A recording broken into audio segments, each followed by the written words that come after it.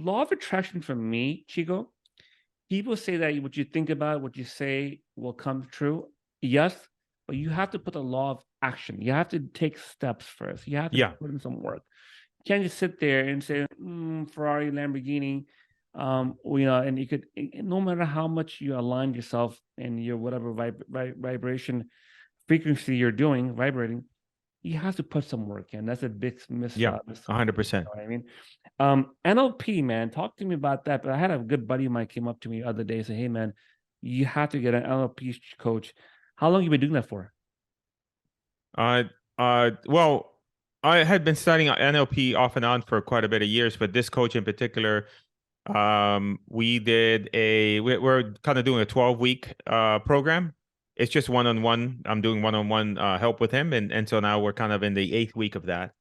And it's really there's different ways that people work within NLP. He is working under the umbrella of a self-concept, which is unearthing, hey, what my values are, and then determining my actions based around those values. Like, for example, I'm using an example. Let's say that you want to do something, you want to work out, but you don't work out. I'm just using a very simple Good example. thing.